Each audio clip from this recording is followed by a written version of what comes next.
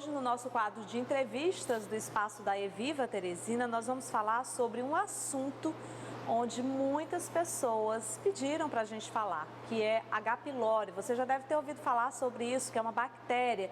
E isso realmente me chamou muita atenção, devido a algumas pessoas terem recebido o diagnóstico. E aí eu fiquei imaginando, nossa, como deve ser complicado receber um diagnóstico como esse. Muitas vezes a pessoa fica apavorada, até porque o nome é meio esquisito, né? H. pylori. Mas a gente vai descomplicar tudo isso e vai falar com vocês a partir de agora sobre o assunto. Inclusive, eu estou recebendo aqui hoje o Dr. Moreira Filho. Seja bem-vindo ao nosso programa. Obrigado. Doutor Moreira, é tão interessante esse assunto, ao mesmo tempo em que nós recebemos tantas mensagens dos telespectadores, o que me chamou muita atenção. E acompanhando o Dr. Moreira Filho nas redes sociais, eu vi que ele estava em um evento científico sobre H. pylori. E foi daí que me surgiu a ideia de trazer logo e aproveitar esse tema para a gente poder informar os nossos telespectadores. Eu acho que você teve uma ideia muito oportuna, né? E eu agradeço o convite por mais uma vez estar aqui, podendo tirar dúvidas, né, das pessoas que nos assistem e que muitas vezes recebem uma informação de uma maneira meio conturbada, o que gera, às vezes, um certo pânico desnecessário, né? Com certeza, o nome em si só já é complicado, né, gente? H. pylori. Pois é, mas veja bem, o H. pylori, ele é um micro-organismo, uma bactéria que a maioria das pessoas de países como o nosso tem, né?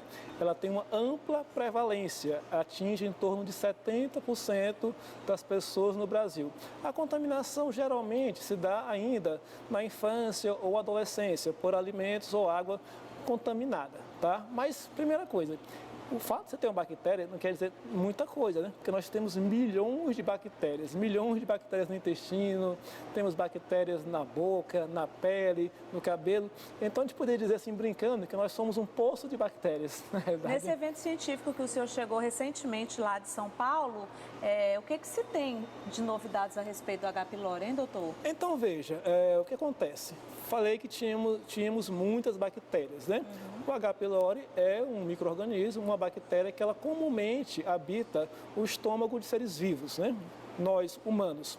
O que acontece, e já não é de agora, isso aí não é informação recente, né? Mas nós sabemos que ela está muito implicada com doenças pépticas, né? Porque ela aumenta a produção de ácido gástrico e pode causar, às vezes, gastrites e úlceras gástricas ou duodenais. Esse é o principal problema em relação ao H. pylori, sem sombra nenhuma de dúvida. Você não consegue tratar uma gastrite ou uma úlcera se também você não tratar o H. pylori, né? E de que forma é possível identificar essa bactéria? Exames? Então, comumente você, na endoscopia, dependendo do que o médico pede ou do que você achar, você realiza o chamado teste de urease, que é uma simples biópsia no estômago e que vai comprovar ou não a existência do H. pylori. Tem tratamento, né, doutor? Sim, tem tratamento, né? Tratamento é com medicações, né? Medicações à base de antibióticos e remédios para neutralizar acidez gástricas. Tratamento esse um pouco incômodo, né? Já que são muitos comprimidos ao dia, né? Você toma 4 pela manhã e 4 à noite e com a duração de 14 dias. Mas é um tratamento, na maioria dos casos, eficaz. Ou seja, e também é um tratamento que deve ser seguido à risca, porque o que eu percebo muito às vezes o paciente ele precisa fazer um tipo de tratamento e muitas vezes na metade do caminho desiste. É isso, o problema é esse. Como eu falei, são muitas medicações ao dia. Então muita gente acha que realmente sentiu alguma coisa, é o tratamento, o fato de tomar antibióticos pode gerar eventualmente uma diarreia e a pessoa abandona o tratamento. E aí sim, se você não faz corretamente por 14 dias, você, na maioria dos casos, não vai ter uma erradicação do seu H. pylori. Entendi. Doutor Moreira, aproveitando a oportunidade que a gente está conversando aqui com um médico gastroenterologista que também é doutor, né, em cirurgia do aparelho digestivo, está aumentando muito o número de pessoas com gastrite. Isso é devido à alimentação? Não, na realidade, Sobre gastrite, aí é um tema muito amplo, né? Precisaríamos talvez de uma entrevista própria para isso. Mas já que você falou que a gastrite, a bactéria do H. pylori então, às vezes pode... É isso que eu estou dizendo. Ela está implicada, né? Na maioria dos casos de gastrite. Sabe porque, na realidade, quando se fala em gastrite, tem muita lenda, muito mito, né? Muito mito, que a gente vai desvendar em uma próxima entrevista. A maioria dos casos que você tem de dores abdominais, a pessoa fala, doutor, tem uma gastrite. E na maioria das vezes não é. Então, a causa de gastrite, na realidade, as principais são o H. pylori e o uso abusivo de medicações anti-inflamatórias, né? Alimentos, em especial, não causam gastrite. É isso que eu queria chamar a atenção. Eu queria aproveitar essa oportunidade que o doutor Moreira tocou num assunto que é muito interessante. Automedicação. O que acontece? A gente, nesse período, especialmente do BR-Obró, é muito comum inflamar a garganta, as vias respiratórias. E daí, é muito comum também pessoas irem num balcão de farmácia e saírem se automedicando com anti-inflamatórios. É perigoso, né, doutor Moreira? Sem dúvida, nessa prática já é de muito tempo atrás, né? Cultural. E muitas vezes você pega uma receita, entre aspas, uma informação de alguém da família, de um vizinho, de um amigo, né? E nem sempre, talvez, essa medicação seja a mais apropriada para você. A gente recomenda sempre fazer uma consulta médica. Eu queria aproveitar aqui a oportunidade que está me dando, porque em relação especificamente ao H. pylori, tem essa questão de ter medo da bactéria causar câncer. Sim. Esse que é o problema, na realidade. Então, assim, na realidade, o H. pylori, ele é considerado um patógeno com risco, sim, de causar com uma possibilidade mínima câncer gástrico. Mas o que eu quero dizer que isso não é uma razão, não é uma equação. Tenho H. pylori, tenho que tratar, senão vou ter câncer. Não, na maioria dos casos não terá. Na maioria dos casos, a bactéria é extremamente benigna e, no máximo, vai causar essas coisas que eu falei, né? Aumento de acidez com doenças pépticas. Essa questão de estar implicado ou não com câncer vai incluir várias variáveis, né? Histórico familiar, a virulência da bactéria, vários outros fatores de riscos envolvidos no câncer gástrico, dieta rica em defumados, rica em sal. Então, não é só a questão de, fez uma endoscopia, está normal, tem um H. pylori, vou ter câncer. Vamos parar com isso. Vamos acabar com isso, porque o que acontece? Medo, né?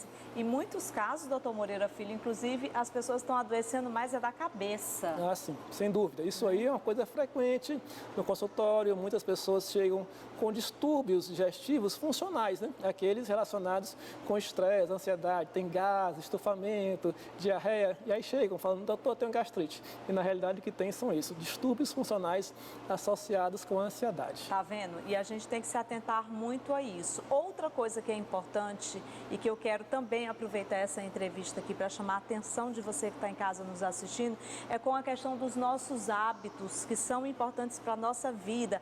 Hábitos alimentares, não é, doutor Moreira? Prática de atividade física. Isso aí é uma coisa assim também que é básica, né? É fundamental, né? Nós temos que ter uma alimentação saudável. Procure seu nutricionista, procure o seu médico, procure corrigir distúrbios alimentares, vícios alimentares, fuja do sedentarismo. Assim você viverá muito mais. E outra coisa também, viu, gente? Não deixa para procurar um médico apenas quando você está sentindo os sintomas. A gente está falando aqui dessa bactéria do H. pylori, que ela dá os sintomas, né? Com determinado tempo, você vai sentindo aí esses sintomas que o doutor Moreira bem falou aqui, como aquele mal-estar. E aí, muitas vezes, a pessoa já vai procurar um médico exatamente porque não está mais aguentando. É tão bacana você, pelo menos, fazer um check-up uma vez por ano, né, doutor? A prevenção sempre é o melhor tratamento. Você deve realizar sua prevenção baseada em fatores genéticos e na sua faixa etária. Existem exames a serem realizados de acordo com seu grupo de idade e de acordo com seu risco familiar para outras doenças. É isso aí, prevenir é sempre a melhor solução, tá? E isso realmente a gente traz aqui no canal Saúde Sempre, entrevistas como essa que a gente está fazendo agora, porque a gente quer é que você que está em casa aí nos assistindo tenha essa preocupação, porque a saúde é o bem mais importante que a gente tem na vida, hein, doutor Moreira? Isso, sem dúvida, é que nos permite estar aqui nesses momentos agradáveis. Com certeza. Muito obrigada pela entrevista, muito obrigada por esclarecer sobre o H. pylori. Eu recebi tantas mensagens, eu fiquei tão surpresa quanto esse assunto e, por coincidência, vi que o doutor Moreira Filho estava lá em São Paulo em uma reunião científica e tratando exatamente sobre o H. pylori. E foi logo aí que eu mandei uma mensagem para ele e disse: doutor, quero uma entrevista no canal Saúde. Muito oportuno, e a gente espera ter esclarecido e também acalmar um pouco o pânico sobre esse assunto, tá bom? E aí, quem quiser ter mais informações também a respeito não só do H. pylori, mas de várias outras doenças, o doutor Moreira Filho, lá no Instagram dele, ele sempre dá dicas pra gente, tem sempre alguns assuntos que é bacana a gente olhar, é bacana a gente ler. Gente, espero que vocês tenham gostado, hein? Na próxima semana nós voltamos com mais um entrevistado especial, direto do espaço da Eviva Teresina, para você.